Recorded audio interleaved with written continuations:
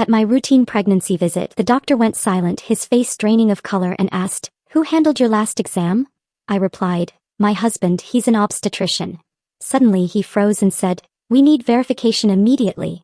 Can you imagine looking into the eyes of the man you love, the father of your unborn child, knowing he's plotting your murder? And the darkest twist?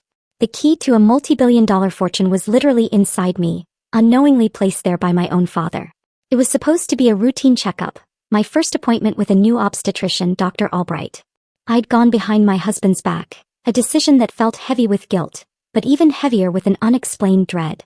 But as Dr. Albright stared at the ultrasound screen, her face drained of color. Her voice, usually so calm, was barely a whisper.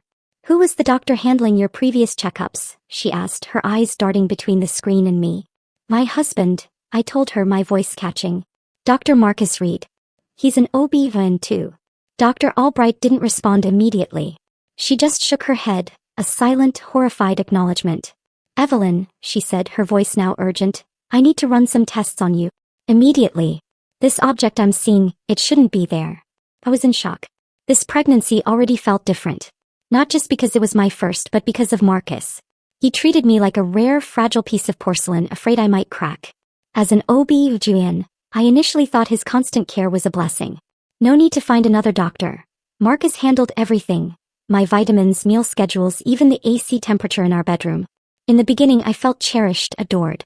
But as I entered my 7th month, that devotion began to feel like surveillance. He insisted on performing all my ultrasounds himself in his private study, claiming it was for privacy. "I don't want another man looking at you, honey," he'd coo, and I, deeply in love, found it romantic. Oh, how wrong I was. There was another shadow, one that truly unsettled me. My mother-in-law, Victoria.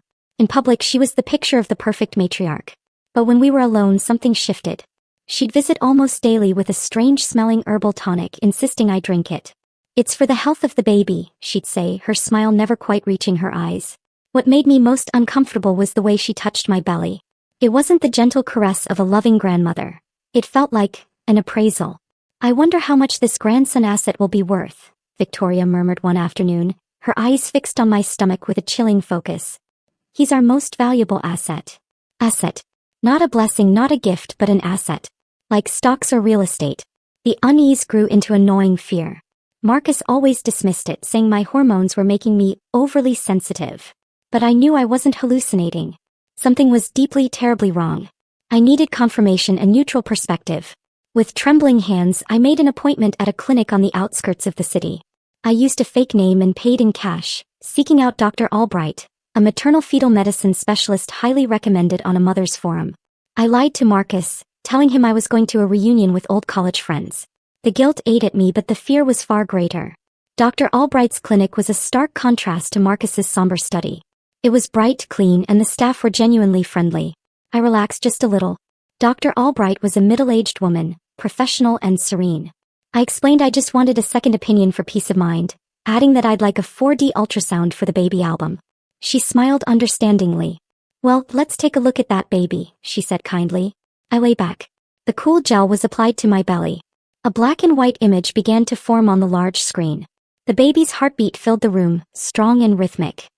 "He's very active," I whispered, tears of relief welling in my eyes. The baby was healthy. Maybe I was just being paranoid. Dr. Albright smiled. "Yes, Evelyn. The baby is very healthy. A strong heart, a straight spine. Perfect." She moved the transducer, measuring the head circumference and femur length. I started to relax and enjoy the moment. But suddenly, the smile vanished from her face. She moved the transducer again to a spot far away from the image of the baby. Her expression turned serious. She pressed a few buttons, enlarging the image on her own monitor. Then, with a swift, deliberate move, she turned off my screen. "What's wrong, doctor?" I asked, my heart starting to pound. "Is our baby okay?" "Your baby is fine," Dr. Albright replied, but her voice was strained. She put down the transducer and looked intently at me. A suffocating silence filled the room.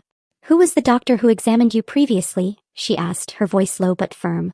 I was bewildered by the sudden change. "My husband, Dr. Marcus Reed. He's also an OB-GYN. And his mother, Victoria, has been helping me a lot." Dr. Albright remained silent. She looked back at her monitor as if she couldn't believe what she was seeing. She looked utterly pale. She rose from her seat, her hands trembling slightly.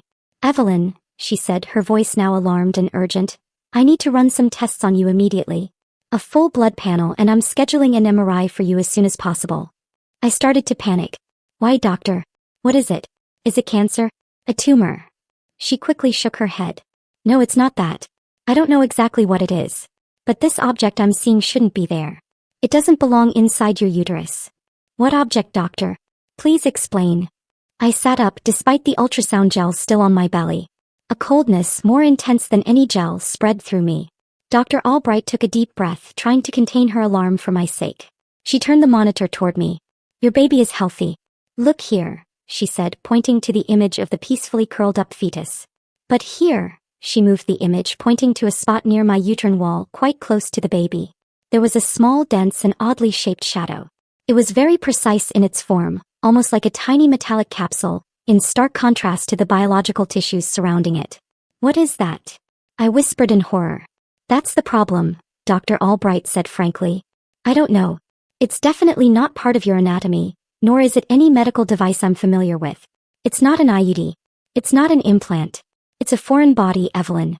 An artificial object. I stared at the shadow. I've never had surgery. I've never had anything put inside me. That's what worries me, Dr. Albright said, turning off the ultrasound machine. Your husband, Marcus, is an OB-GYN. There's no way he would have missed this on the ultrasounds. It's quite obvious if you know what to look for. If you know what to look for. Those words hit me like a physical blow. It meant Marcus knew. His attentiveness, his prohibition on seeing other doctors, all the ultrasounds he had done himself. It wasn't to protect my privacy but to protect that object. I need a sample of your blood, Dr. Albright said, now in professional mode. I want to check for inflammatory markers, any heavy metals being released into your bloodstream. And we need that MRI, but we have to be very careful. Dr. Albright looked me directly in the eyes. You must not, under any circumstances, mention this to your husband or your mother-in-law. But why? Because if your husband knows about this and has been hiding it from you, you could be in grave danger. I don't know what the purpose of this object is, but it was placed there deliberately. We must assume a worst-case scenario. Dr. Albright scheduled my MRI at a different hospital under a fake name, on the pretense of a nutritional consult. She drew blood and sent me home. Act as if nothing happened, she warned me. Watch your husband. Don't give away your fear. The drive home was a nightmare. I drove in a daze. Every little kick from the baby now felt like a reminder of the other invader inside me. The acid. Was this what Victoria meant? When I got home it was already evening. The house was quiet. Marcus wasn't back from work yet. Victoria wasn't there either. I took a quick shower, washing away the remnants of the gel, trying to calm my racing heart. I had to act normal. Marcus arrived late, looking tired. He gave me a kiss on the forehead. How was the reunion? It was good, honey. A lot of people came, I replied, struggling to sound casual. Marcus smiled, but his smile didn't reach his eyes. Don't wear yourself out. Remember, you're carrying precious cargo. That night I couldn't sleep. I lay on my side with my back to Marcus, feigning sleep. I felt his every move. Around 2 a.m. he must have thought I was sound asleep. He slipped out of bed silently, making almost no noise. I held my breath. Marcus took his phone and left the room, closing the door carefully. I waited a few seconds before sliding out of bed. I opened the door a crack. Marcus hadn't gone far. He was standing in front of his private study upstairs, the door slightly ajar. I could hear his voice, a tense whisper. She went to see another doctor, Mom. Marcus whispered. My heart stopped. Yeah, just a cheap 4D ultrasound. She said she wanted to see the baby's face. No, she doesn't suspect anything. She's too dumb to suspect. There was a pause. Marcus was listening to the person on the other end of the line. I knew exactly who it was. Victoria, of course. I checked it last night while she was sleeping, Marcus continued, a hint of irritation in his voice now. Don't worry. The object's position is still secure. The pregnancy hasn't shifted it. Everything is stable. Another pause. His mom. I'll extract it myself during the delivery. I'll make it all look like a normal complication, then we can take care of the rest. Marcus let out a quiet, humorless laugh. Of course, I still have Arthur Sterling's inheritance documents. Nothing has changed. It's all going according to your plan. I clamped a hand over my mouth to stifle a scream. The object, the delivery, Arthur Sterling's inheritance documents. My father. It was all connected to my late father. My husband, Marcus, and my mother-in-law, Victoria, were conspiring against me. And the key to everything was inside my uterus, right next to my unborn child. I crawled back into bed. My body was ice cold despite the stuffy air in the room. I pulled the covers up to my chin, my eyes fixed on the closed door. Behind that door in his study, my husband had just confirmed my worst fears. He wasn't just a controlling husband. He was a conspirator, a liar, and maybe a future murderer. And he was working for his mother. Arthur Sterling's inheritance documents. What did this have to do with my long-dead father? Arthur Sterling had been a successful businessman, but he had never flaunted his wealth. He lived modestly, and I had always believed my inheritance consisted solely of this house and enough funds for my education. I was obviously very wrong. I forced myself to breathe evenly. I couldn't let Marcus know I was awake. When he returned to the room 15 minutes later, he moved silently like a predator. I felt the dip in the mattress as he lay down. I could feel his breath on the back of my neck, steady and calm. I was sleeping next to a monster and the monster was sleeping soundly. The morning brought a new kind of terror. How could I act normal? How could I let Marcus touch me, give me vitamins, smile at me? But I had to. My life and my baby's life depended on it. I smiled through breakfast and swallowed the vitamins Marcus gave me, then quietly threw them up in the bathroom. I needed to get out of this house. I needed answers. The only person who might know anything was my late mother's sister, my Aunt Beatrice. Aunt Beatrice was a simple, shy woman who had always kept her distance from me after my father's death. I had always thought it was because she was uncomfortable with our wealth. Now I suspected it was because she knew something. I waited for Marcus to leave for the hospital. I have a surgery. Might be late, he said, kissing my forehead. I resisted the urge to wipe his lips from my skin. As soon as Marcus's car was out of sight, I rushed. I didn't dare take my phone, fearing Marcus was tracking me. I grabbed the car keys and drove to Aunt Beatrice's house in the suburbs.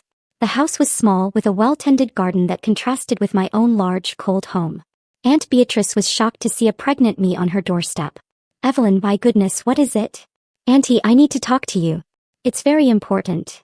Aunt Beatrice let me in and made me some tea. Her hands trembled. "You're as pale as a ghost. Marcus, has he hurt you?" I wasn't expecting that question. "You never liked Marcus." Aunt Beatrice looked away. "It's not that. It's just the way he looks at you. The way your father used to look at your mother." I was confused, but I didn't have time. "Auntie, I don't have much time. I need to know about my father and a woman named Victoria." Aunt Beatrice's teacup rattled so violently that tea spilled out. She set it down with a clatter, her face paler than mine. "Why are you saying that name?" she whispered, her eyes wide with terror. "You shouldn't. She's my mother-in-law. That's why I'm here, Auntie. Please. Victoria is Marcus's mother. What do you know?" Aunt Beatrice let out a shaky sigh and began to cry, a low, repressed sob. "Stay away from that woman, Evelyn. You have to get away from her." "I can't, Auntie. I live with them. She's my husband's mother. Please tell me." Aunt Beatrice took a deep, shuddering breath. "Victoria is not a good person. Years ago, before your mother died, she was your father's personal assistant. She was very smart, very capable, but also cunning. Your father trusted her a great deal. What happened? She was obsessed not with your father but with his fortune. Your father, Arthur, was a good man, but he was also paranoid. He hid his fortune everywhere. He didn't trust banks. He didn't trust anyone." Aunt Beatrice continued. "One night, your father found Victoria in his study trying to open his personal safe. Not the normal safe, but the one that held his secret asset ledgers. Your father was furious. He fired her on the spot." "Is that all?" I asked. "No. Victoria didn't take it well. She threatened your father." I was in the next room. I heard her screaming, "You humiliate me, Arthur. Your fortune should have been mine. One day I will get it. One way or another, I will take everything you have." I was silent. Arthur Sterling's inheritance documents. Victoria had been planning this for decades. "Auntie," I said softly. "My father's inheritance. What do you know about it?" Marcus and Victoria kept mentioning it. Aunt Beatrice looked at me, tears streaming down her cheeks. "Your father was an eccentric, Evelyn. After your mother died, he became even more paranoid. He said he had to protect his legacy. He created a very strange will. He said his main inheritance, valued at billions of dollars, couldn't be accessed without a special key." "What key? Where is it?" "I don't know. He just said he hid it in the safest place in the world. Inside his most cherished treasure. Something people would never steal because they wouldn't know it was there." I looked down at my belly. "Pie baby." Aunt Beatrice quickly shook her head. "No, dear. Not his grandchild. This was long before you were married." Aunt Beatrice looked at me with horror as if she had just realized something. "Evelyn, when you were about 15, did your father take you to a private clinic overseas in Geneva?" He had said it was for a minor medical procedure, some kind of new vaccine. The memory hit me like a physical blow. I remembered the clinic in Switzerland. They had put me under full anesthesia. My father said it was to strengthen my immune system. This object I'm seeing shouldn't be there. I swayed. Oh my God, Auntie. The object is inside me. Aunt Beatrice let out a small cry. He implanted it in you? Your own father implanted the key inside his daughter. And Victoria knew, I whispered. That's why she made Marcus become an OB-GYN. To marry me. To get me pregnant. I grabbed my aunt's arm. What do I do? They're planning to cut it out of me when I give birth. Aunt Beatrice was panicking. You have to go to the police. And tell them what? That my husband is too attentive? That my father implanted something in my body? They'll think I'm crazy. I knew I needed more than just a story. I needed proof. And I needed a powerful ally. And you think? My father must have left other clues. Who was his lawyer? I don't know. He changed lawyers constantly. He trusted no one. Think again, Auntie. There must have been one.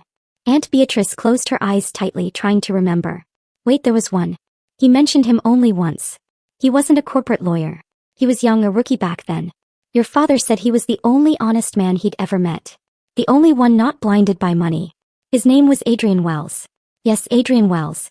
Your father said only Wells could execute his secret will. Only he knew how it worked. Adrian Wells, I repeated. I have to find him. I left Aunt Beatrice's house, my mind racing. I had a name, Adrian Wells, but I also had a new terror. The key was inside me. My own father had put it there, turning me into a walking safe deposit box, a target for anyone greedy enough to want his fortune. And now the wolf was already in my house. I had to get home before Marcus became suspicious. I had to act normal. But before heading home, I stopped at a small convenience store and bought a cheap burner phone. I wasn't taking any chances. That night was the longest torture of my life. I had to smile at Marcus. I had to let Victoria, who had stopped by for dinner, stroke my belly. Such a healthy baby, Victoria said with her sweet smile. We have to take good care of him. I wanted to throw up. I just nodded and smiled. I knew I needed tangible proof. Marcus's confession I had overheard on the phone wasn't enough. Aunt Beatrice's story would be dismissed as hearsay. I needed something solid to take to Adrian Wells, and I knew where to find it. Marcus's study, the one that was always locked.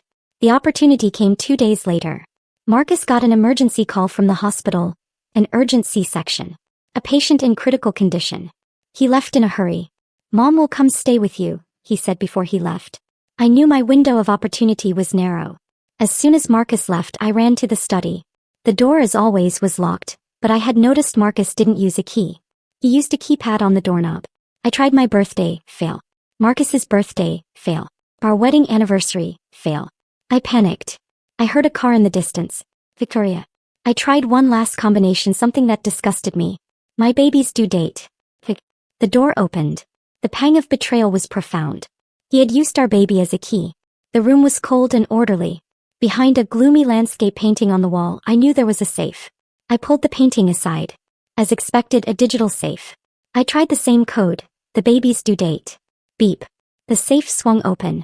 Inside there was no money or jewelry, but a stack of documents labeled Arthur Sterling. And on top of the pile, a thick black leather-bound journal. I pulled it out. It wasn't a normal journal. It was a medical log. My hand shook as I opened the first page. It was about me. In cold, clinical handwriting, Marcus had documented everything. First page. Access to subject Evelyn established successfully. Phase 1 complete. She shows interest as expected. Pages from months later. Wedding performed. Full access to subject achieved. Victoria is very pleased. The most chilling pages were at the end. They started with the beginning of my pregnancy. Pregnancy successfully induced after 3 attempts. Subject is unsuspecting. Location of object confirmed via handheld ultrasound. Stable, no displacement due to fetal growth. I flipped through the pages breathless. The most recent entry was from a few days ago. Extraction plan for D-Day. Proceed with emergency C-section following staged failed induction. Claim fetal distress. Nuchal cord. Full general anesthesia will be used. This will provide sufficient time for object extraction after baby delivery. And then a final sentence in a different ink as if added later. Victoria suggests a malpractice accident with the anesthesia overdose post-procedure. Cleanest way to eliminate future ownership complications. Subject does not need to survive once object is successfully retrieved. My knees gave out and I sank to the floor. An anesthesia accident. They were planning to kill me. It wasn't just a theft. It was a cold-blooded murder plot, designed by my husband and his mother. I photographed every single page of that journal with my new phone. My heart was pounding so hard my ears were ringing. I had to put everything back. As I was about to close the safe, my eyes caught something else. An old, yellowed envelope tucked under the pile of documents. It was handwritten in a flowery script I recognized as Victoria's. It was addressed to Marcus at an old dorm room address. I opened the letter. The date was from 20 years ago when Marcus had just started medical school. My dearest Marcus, the letter began. I know it's expensive. Mom knows. But it will be worth it. That coward of a father of yours would never understand. But we know what we're fighting for. Arthur Sterling's fortune should be ours. He humiliated me, fired me, treated me like dirt just because I wanted what was rightfully mine. Now listen to me closely. I've discovered his secret. That fool Arthur has implanted the key to his fortune inside his own daughter. That stupid little girl, Evelyn. It's fate, Marcus. You must become a doctor, not a surgeon, not a pediatrician. You must become an obstetrician. It's the only way. You will make her fall in love with you. You will marry her, get her pregnant, and then you will bring home what is rightfully ours. Don't fail me, son. Don't be like your father. Do this for me. Do this for our future. All these sacrifices will be rewarded. I stared at the letter in horror. This wasn't a new plan. This was a script written by Victoria decades ago. Marcus wasn't just a bad husband. He was a tool sharpened for 20 years by his mother, aimed directly at my heart. Suddenly, I heard the sound of a key in the front door. Click-clack. Victoria had arrived. Sooner than Marcus had said. I panicked. I scrambled to put the letter and journal back in the safe, closed it and replaced the painting. I ran out of the study, locking the door with the same code. I made it to the living room, breathless, just as Victoria walked in with grocery bags. Why, Evelyn? Victoria's sweet smile unfolded. Why are you panting so, dear? As if you've been running. I swallowed hard, forcing a smile onto my tight face. My hands were shaking violently behind my back. Oh, nothing, Victoria. My voice sounded strange even to my own ears. I just had a sudden craving for something sour. I was on my way to the kitchen. Why are you here so early? A knot formed in my throat. Victoria was standing in the doorway, her smile like a kind porcelain mask. I brought you your favorite chicken soup, she said, holding up a grocery bag. Thank you, Victoria, I replied, barely audible. I could feel Victoria's gaze stripping away my every move, searching for any sign of anxiety. My hand, clutching the cheap phone in the pocket of my sweatpants, was damp with sweat. I had to act normal. I knew time was running out. Marcus's journal and Victoria's letter were proof of a perfect crime. But that proof would be useless if I ended up dead on an operating table. I had to get out of this house. But how? Victoria now followed me like a shadow, sleeping in the guest room next door, under the pretense of helping, watching every bite of food that entered my mouth. I knew I couldn't just run. They would catch me. I needed a plan, a distraction, and an outside ally. I thought of Dr. Albright. I had that MRI appointment she had scheduled. It was my only legitimate reason to leave the house without Marcus. But the appointment was 3 days away. I wasn't sure I had that much time. That night, after Victoria had fallen asleep in the next room, I slipped into the bathroom. I locked the door, turned the faucet on full blast, and sat on the cold floor. I pulled out my burner phone. The reception in the bathroom was terrible, but I managed to send a single text message to Dr. Albright.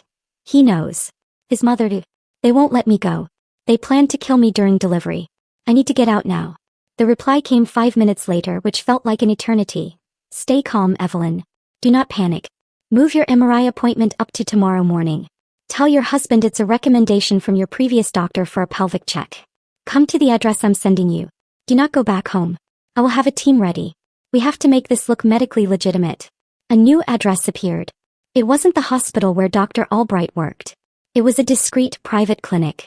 I deleted the messages. One problem solved. Now the second, Adrian Wells. I had a name but not a face, not a number. I couldn't search for him online. I was sure Marcus and Victoria were monitoring my internet activity. Then I remembered something. My father's study. The real study of Arthur Sterling in the guest house out back.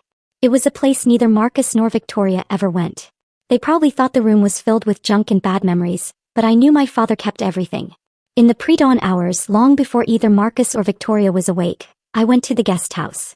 The room smelled of dust, old paper, and wood. On the towering shelves among thick business ledgers, I found what I was looking for. A thick leather-bound address book. I opened it with trembling hands. I found it. Wells Adrian. Wells and Associates law firm. There was an office number and a personal number. I photographed the numbers with my burner phone. Suddenly I heard footsteps in the hall. My heart leaped into my throat. Evelyn, honey. It was Marcus's voice. What are you doing in here at this hour? So dusty. Not good for the baby. I quickly hid the phone behind my back. I was just missing Dad, I whispered, using the truth as a lie. I just suddenly wanted to see his things. Marcus studied me for a moment, his clinical gaze assessing me. And then he smiled. The fake smile I knew so well. Come back to bed. You need your rest. You have that MRI tomorrow, right? You told me last night. I froze. Oh yes, honey. For a pelvic check. My old doctor said it was important. Of course, Marcus said. Good idea. Mom will take you. I have a major surgery tomorrow. I can't cancel. My blood ran cold. Victoria would take me. This was a disaster. My escape plan was falling apart. I couldn't get away with Victoria there. But I just nodded. Hey honey. That's fine. I would have to adapt my plan. Tomorrow would be the day of my escape one way or another. In the morning I got ready, my mind working at top speed. Victoria was already waiting for me in the car. I went to the bathroom one last time. I pulled out my phone. I knew I had only one shot. I sent a text to Adrian Wells, to that personal number. I am Evelyn Sterling, Arthur Sterling's daughter. My life is in danger. My husband Marcus and his mother Victoria are trying to kill me for my father's inheritance. I have proof. I'm on my way to the future clinic on Rosewood Street now. Please, I have nowhere else to go. Track this phone. I sent it, then turned the phone off and hid it inside my shoe. The drive to the clinic was excruciating. Victoria chatted on about how happy she was to have a grandchild soon. I just nodded along, my heart pounding so hard I was afraid Victoria could hear it. We arrived at the clinic. It was small and discreet, very different from a large hospital. Victoria looked at the building suspiciously. Why here? Why not a major hospital? It's a specialty clinic for pregnancy MRIs, Victoria. It's safer, I repeated, using the excuse Dr. Albright had given me. I went inside. A nurse greeted me. Evelyn, please come change. My mother-in-law can wait here, I said sharply. I'll go with her, Victoria said. I'm sorry, ma'am, the nurse said firmly. Strict rules. No companions in the changing rooms or the MRI suite due to the radiation. Victoria looked furious, but she couldn't argue with medical procedures. She sat in the waiting room, her eyes fixed on the door I had disappeared through. I entered the changing room. Dr. Albright was already waiting inside. You made it, the doctor whispered. She's out there. She won't let me go, I said, panicking. You're not going out the front door. Dr. Albright pointed to another door behind a locker. That's the staff exit. There's a car waiting. Now give me your phone. I left it at home. Good. Now hurry. We only have about 15 minutes before she starts getting suspicious. Just as I was about to move, the clinic's fire alarm blared to life. Light smoke began to fill the hallways. There were panicked shouts from the waiting room. The changing room door burst open. It wasn't Dr. Albright. It was Victoria, her eyes burning with rage. Where do you think you're going, you little traitor?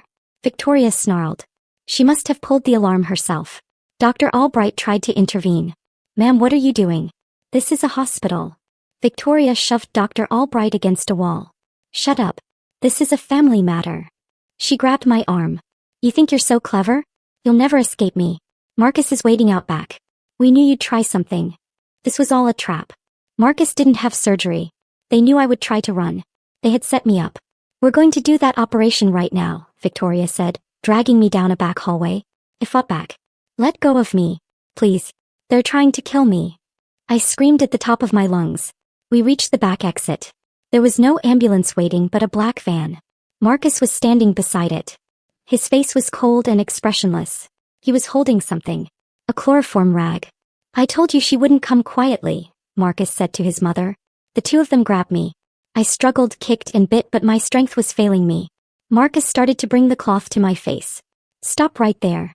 A calm but commanding voice cut through the chaos. Marcus and Victoria froze. At the end of the alley, a man in an impeccable suit stood calmly. He was not alone.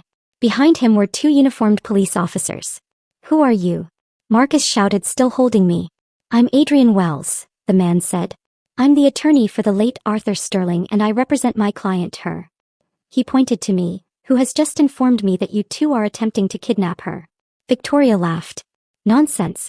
This girl is my son's wife. He's hysterical. Probably ill. She might be, Adrian said. but her illness had the good fortune to send me a complete copy of this medical journal. Adrian held up his phone, showing the photos I had sent of Marcus's journal pages.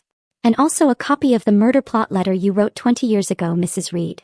The color drained from Marcus's and Victoria's faces. We received Miss Sterling's call, Adrian continued, his voice now icy, and we tracked the phone. But we also received an emergency package from Dr. Albright with all the medical evidence, including the MRI results of the object in my client's uterus. Dr. Albright stepped out from behind the policeman, her face tense but determined. Marcus, Adrian said, as a doctor you know what medical malpractice is. But as a conspirator you just made a fatal error. You wrote it all down. The two police officers moved forward. Marcus Reed, Victoria Reed, you are under arrest for attempted murder, conspiracy to kidnap and conspiracy to commit fraud. Marcus let go of me. He knew it was over. But Victoria didn't. With an animalistic scream she lunged at me, no longer caring about the baby or the key. If I can't have it, neither can you. But it was too late. The police already had her restrained. Marcus stood still, defeated by his own arrogance. I swayed, nearly falling. Adrian caught me. Evelyn, he said gently. I'm Adrian Wells, your father's lawyer. You're safe now. I looked at the man, then at Dr. Albright. My allies had come. I had made it. And at that exact moment I felt a sharp pain in my abdomen. It wasn't from Victoria's grip. This was different. I looked at Dr. Albright with terrified eyes. Doctor, I gasped. I think my water just broke. I clutched my belly, a sharp pain that had nothing to do with fear tearing through my body. Amniotic fluid soaked my legs, creating a pool on the grimy alley floor. The baby was coming now, in the middle of this chaos, with my husband being arrested and handcuffed. Victoria saw the pool at my feet. Her hate-filled eyes suddenly transformed into a terrifying focus. The baby, she shrieked. The key is being born. She began to struggle with inhuman strength, dragging the officer holding her. Marcus, get the baby. Get the key. Marcus, in contrast, was paralyzed. His face was ashen, not from the arrest but from the sight of Adrian. He had seen his journal on Adrian's phone. As an expert manipulator he knew when the game was up. The cold calculation in his eyes showed he had already abandoned the plan and was starting to calculate his sentence. But Victoria hadn't. For her it wasn't over. Coward, she spat at her son. After everything I sacrificed, get him. That's enough. Adrian's calm voice cut through the air. Officers, get them in the car. Get them out of this area. The second officer helped his partner, dragging a still screaming Victoria and a deathly quiet Marcus away. As they passed me, Victoria glared with pure hatred. This isn't over, Evelyn. You'll never enjoy that inheritance. I'll rot in jail, but I'll make sure you suffer. Marcus said nothing. He just looked at me with no remorse in his eyes, only a cold void that was somehow far more terrifying than his mother's rage. Evelyn. Dr. Albright's voice brought me back to reality. The doctor was already kneeling in front of me, ignoring the chaos around them, her professionalism having taken over. Evelyn, listen to me. You're in shock and you're in labor. The contractions are coming too fast. It hurts. I moaned, leaning on Adrian. The extreme stress brought it on. We can't deliver here. Dr. Albright looked at her small clinic. And we can't go back in there. It's not sterile, not equipped for this. She looked at Adrian. We need to get her to a major hospital now. Adrian nodded. I'll call an ambulance. No time. Dr. Albright said. Look at the interval of her contractions. 2 minutes. This is going to be fast. Use that police car they took them in. Tell them to put the sirens on. Adrian thought quickly. Too risky. We don't know if they have anyone else out here. We'll use my car. It's armored. A relic from your father, he said to me with a small, grim smile. He really was paranoid. Everything moved quickly. Adrian lifted me and I cried out in pain as another contraction hit. Dr. Albright grabbed an emergency bag from her clinic. They bundled me into the back seat of a heavy, black luxury sedan. Dr. Albright got in beside me as Adrian took the wheel. Where to? Adrian asked. Metropolitan General. My team is on standby there. I told them it was a very important person emergency. The car sped off, weaving through traffic. For me, the ride was a blur of pain and fear. Every bump in the road felt like a knife. I'm scared, doctor. I sobbed, gripping Dr. Albright's hand. What if that key, that object, hurts the baby when it comes out? Dr. Albright took my face in her hands, forcing me to make eye contact. Evelyn, listen to me. You have been through hell. You have defeated 2 monsters. Now comes the hard part. But you are not alone. Focus on your breathing. Focus on your baby. I will worry about that damned object. Understood? Your only job right now is to deliver this baby. Leave the rest to me. Those firm words grounded me. I nodded, closed my eyes and focused. They pulled up to the hospital's emergency entrance. A team of nurses and a gurney were waiting. It was a smooth, professional operation, the polar opposite of the chaos at the clinic. I was rushed immediately to a prepared private delivery suite. Adrian stood outside the door, coordinating with hospital security. No one was getting onto that floor without his authorization. I was hooked up to monitors. The baby's heart rate was strong, but my contractions were incredibly intense. Dr. Albright examined me, fully dilated. Evelyn, your body knows what to do. It's time to start pushing. I looked at Dr. Albright. I was safe from Marcus. I was safe from Victoria. Now I had to face the final challenge my father had placed in my womb decades ago. Push, Evelyn. Push. Dr. Albright's voice was my only anchor in a sea of pain. I pushed with every ounce of strength I had left, my body arching on the bed. The delivery room was a hive of focused activity. A nurse wiped sweat from my brow. Another monitored the fetal heart rate. I can't do it anymore. I whispered, breathless. Yes, you can. I can see the head. One more time, Evelyn, push with all your might. I took a deep breath and, ignoring the burning pain and immense pressure, I pushed with a soul-tearing scream.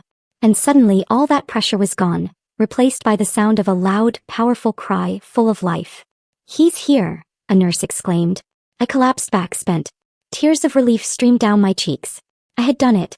My baby was safe, a healthy boy. Evelyn. Dr. Albright's voice was gentle for the first time. The doctor expertly dealt with the umbilical cord before passing the baby, still slick with vernix, to the pediatric nursing team. He's perfect, I cried silently, watching the team clean my son, the reason I had fought. He was healthy, but Dr. Albright wasn't done. Her face grew serious again. She looked at me. Evelyn, the baby is safe. Now let's finish this. Don't move. The placenta will deliver soon and I need to check on that object. I was too exhausted to speak. I just nodded. Dr. Albright worked quickly. After the placenta was delivered, she performed a manual examination with extreme care, using a portable ultrasound probe at the same time to locate the object. Okay, good, she muttered. It hasn't shifted. It's far from the placenta implantation site. Your father knew what he was doing. The object was not in the uterine cavity, but implanted in the myometrium, the muscle of the uterus. Do I need surgery? I asked weakly. Not necessarily, Dr. Albright said. I can get it out, but not now. You've just given birth. Your body needs to recover. Trying to remove it now would be too risky for hemorrhage. I looked disappointed. So it's still inside me for now. Dr. Albright said, but it's inert. It poses no danger to you. Suddenly the doctor paused. She looked at the ultrasound screen again. Wait, that's odd. What? I said, alarmed again. It looks like there's a small light inside the object.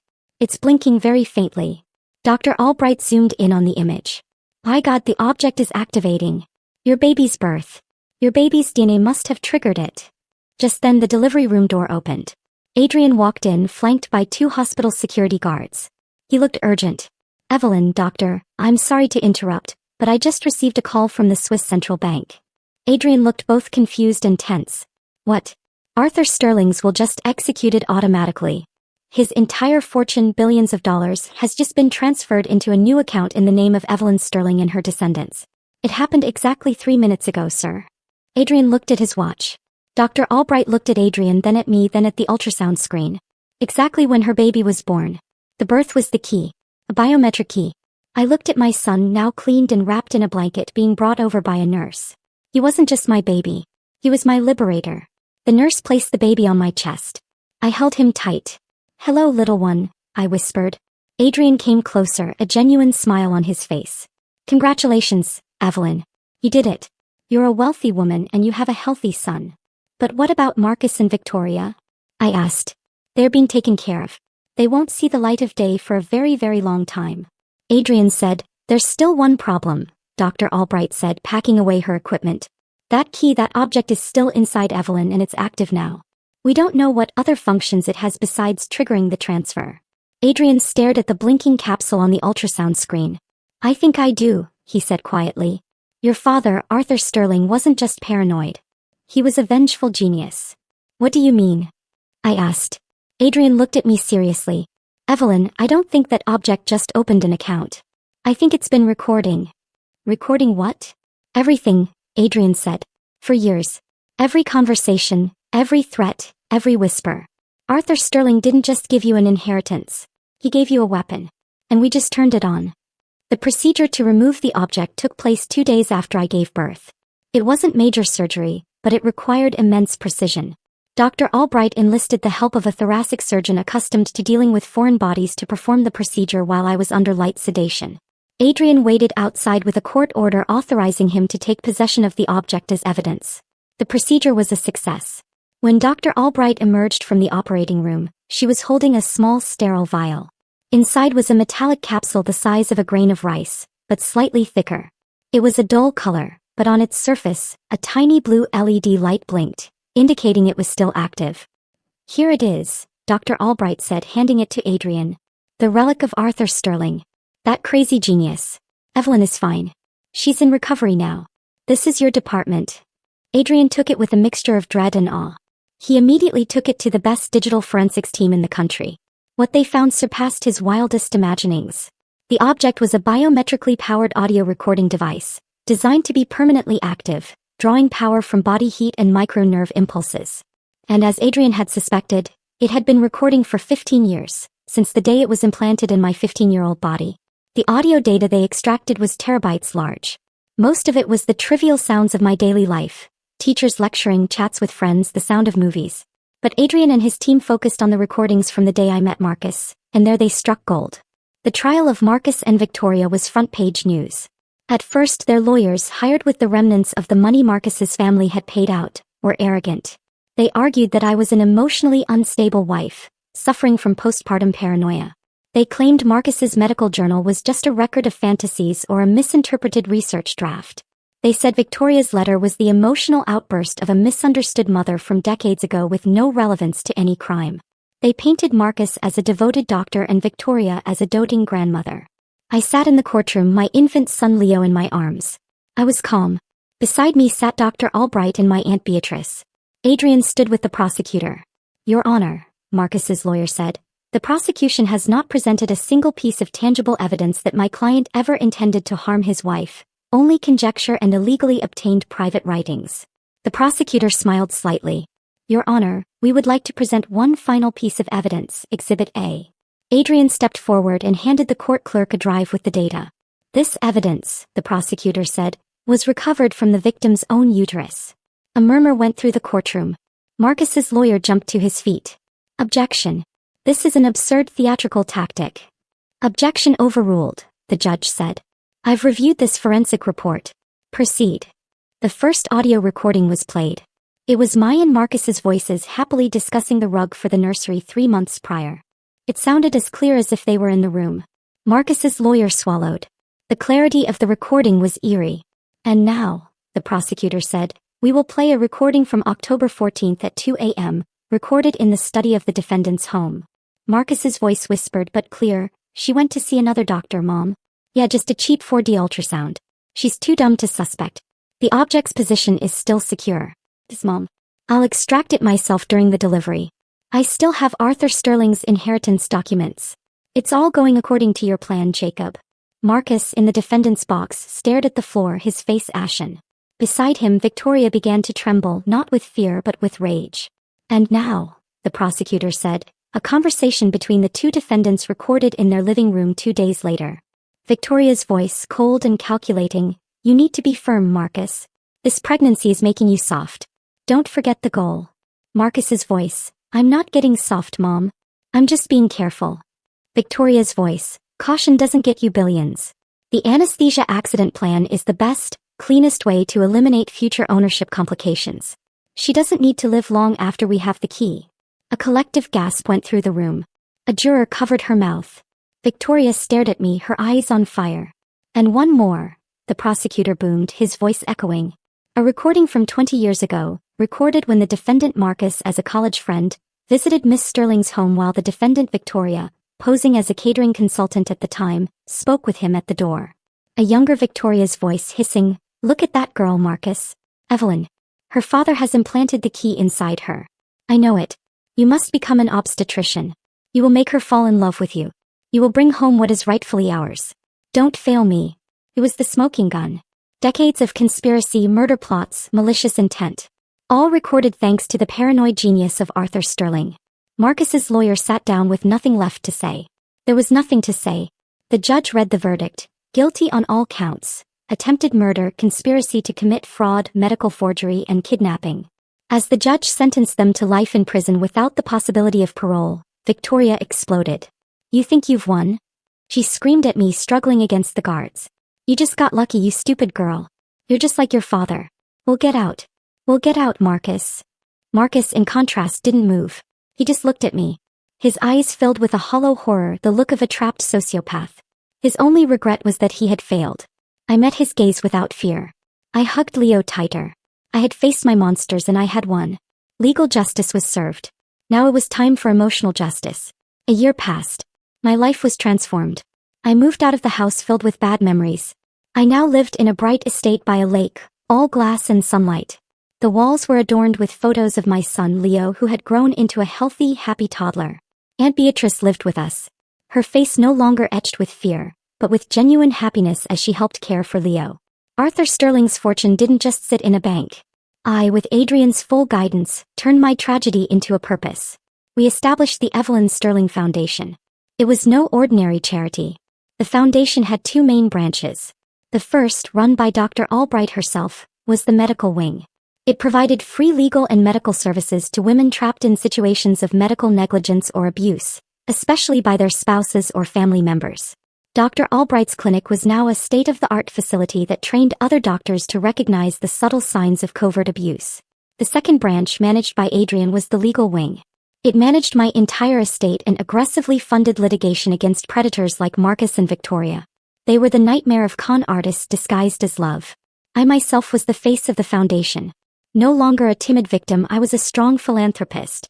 My voice, quiet but firm, an advocate for those who couldn't speak for themselves. One day I asked Adrian to arrange something. A visit to a maximum security prison. Are you sure, Evelyn? Adrian asked. You don't have to do this. I know, I said. It's not for them. It's for me. The final chapter. Adrian and I sat in a sterile visitation room separated by thick glass. Two figures in dull orange jumpsuits were led in on the other side. Time had not been kind to Victoria and Marcus. They had aged drastically. Victoria, once so elegant, now had stringy, unkempt hair. Her eyes were filled with an ingrained hatred. Marcus looked worse. He was gone. His gaze was empty. The vestiges of his charisma were long gone, leaving him a miserable shell. Prison sources said they hated each other, blaming one another for their failure at every moment. Marcus didn't even look up, but Victoria glared at me. I picked up the intercom phone. Hello, Victoria. Hello, Marcus. Victoria sneered. Have you come to gloat? To enjoy your father's dirty money? I smiled faintly. I signaled to Adrian. Adrian picked up the intercom next to me. Good morning. I just wanted to inform you both that the civil litigation has concluded. All of your personal assets, Victoria's house, Marcus's savings accounts, his physician's pension, even the furniture from your old home, have been seized as damages. Victoria's face hardened. However, Adrian continued, my client, Miss Sterling, is very generous. Victoria's eyes flickered slightly, a foolish hope that I would show her mercy. Mrs. Sterling has instructed me, Adrian said, to transfer all of your seized assets to the newest branch of the Evelyn Sterling Foundation. We're calling it the Victoria and Marcus Fund for Victims of Medical Fraud. Your money will be used to help the very people you nearly destroyed. It was the final blow. It was perfect karma. Marcus finally looked up, his eyes showing a flicker of horror. Victoria slammed her fist on the glass. You devil bitch, she screamed. I finally picked up my own intercom. My quiet voice cutting through Victoria's screams. You were right about one thing, Victoria. I have my most valuable asset. I pulled a photo of a smiling Leo from my purse and held it against the glass. This. Something you can never touch. I looked at Marcus, who was staring at the photo as if hypnotized. And you, Marcus, I said softly. You were a doctor. You took an oath to do no harm. You lost everything not because of my father but because you forgot your own oath. You failed as a doctor. You failed as a husband. And you failed as a human being. I stood up. I looked at Victoria one last time. You wanted my family's legacy. Well, now you have nothing. Adrian and I turned. We didn't look back. We walked out of that grim visiting room as Victoria continued to pound on the glass and Marcus finally lowered his head and began to quietly cry. Outside the sun was bright. I took a deep breath of the fresh air. I was free. I was strong. I was safe. I got into my car. In the back seat, Leo was sleeping soundly in his car seat, with Aunt Beatrice smiling as she watched over him. I smiled back. This story was over and my new life was just beginning. What a journey, right? I still wonder sometimes, what would you have done in my shoes? How would you have navigated such a profound betrayal? Let me know in the comments below. I really want to hear your thoughts.